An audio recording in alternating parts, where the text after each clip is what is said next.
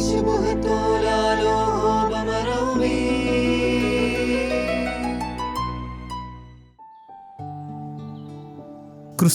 സമാധാനം നിങ്ങളോടുകൂടി ഉണ്ടായിരിക്കട്ടെ.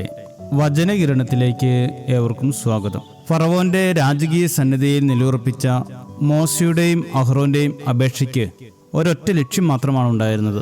തങ്ങളുടെ ദൈവത്തെ യഹോവയെ ആരാധിക്കുവാനുള്ള അമൂല്യമായ അവസരം അവർക്ക് ലഭിക്കണം. ദീർഘകാലത്തെ ഈജിപ്തിലെ അടിമവാസത്തിന് ശേഷം സ്വന്തം നാട്ടിലേക്ക് മടങ്ങി ദൈവത്തിന് വഴിപാടുകളും ബലികളും അർപ്പിച്ച് തിരികെ വരാനുള്ള അനുമതിയായിരുന്നു ആ ആവശ്യം. എന്നാൽ ഇസ്രായേൽ ജനതയെ വിട്ടയക്കാൻ ഫറവോൻ തീരെ സന്നദ്ധനായിരുന്നില്ല. എങ്കിലും 10 മഹാമാരികളുടെ കഠിനമായ അനുഭവങ്ങൾക്ക് ശേഷം ഇസ്രായേൽ ജനം കനാൻ ദേശത്തേക്ക് യാത്ര പുറപ്പെട്ടു.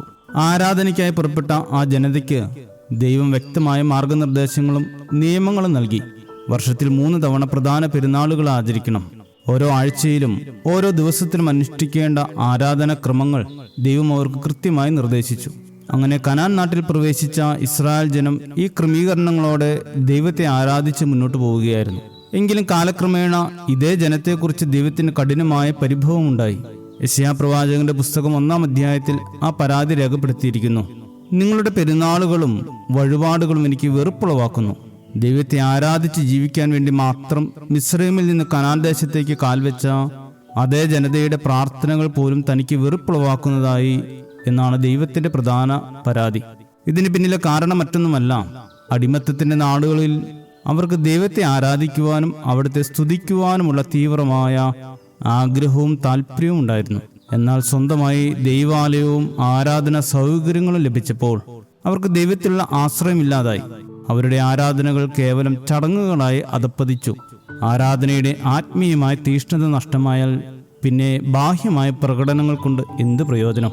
പരിശുദ്ധ ഗ്രന്ഥം നമ്മെ ഓർമ്മിപ്പിക്കുന്നത് ആരാധന ആത്മാവിന് സത്യത്തിനുമായിരിക്കണം എന്നതാണ്. ആത്മാവില്ലാത്തതും ജീവനില്ലാത്തതുമായ ആരാധനകൾ തീർച്ചയായും വെറുപ്പുളവാക്കും. ഭൗതിക സൗകര്യങ്ങളും സമ്പത്തുകളും വർദ്ധിക്കുമ്പോൾ സൃഷ്ടാവിനെ ആവശ്യമില്ലാതെ വരിക എന്നത് എത്രമാത്രം ദുഃഖകരമാണ്. നമുക്ക് ഒന്നുമില്ലാതിരുന്ന ദാരിദ്ര്യത്തിൻ്റെയോ കഷ്ടതയുടെയോ കാലഘട്ടത്തിൽ നാം ദൈവത്തെ വിളിച്ചപേക്ഷിച്ച അതേ ആത്മാവോടും തീഷ്ണതയോടും കൂടെ ദൈവത്തെ ആരാധിക്കുവാൻ നമുക്ക് കഴിയണം. അപ്പോൾ മാത്രമാണ് ദൈവത്തിൻ്റെ അനുഗ്രഹ വർഷം നമ്മിൽ സമൃദ്ധമായി ചൊരിയപ്പെടുന്നത്. ദൈവവുമായുള്ള നമ്മുടെ ബന്ധം ഭൗതിക സൗകര്യങ്ങളിലും വ്യക്തി താല്പര്യങ്ങളിലും അധിഷ്ഠിതമാകാതെ ആത്മാവിന് സത്യത്തിലും ദൈവത്തെ ആരാധിക്കുന്നവരായി തീരുവാൻ ഏവർക്കും ഇടയാകട്ടെ. ശുഭദിനം നേരുന്നു. ദൈവം അനുഗ്രഹിക്കട്ടെ.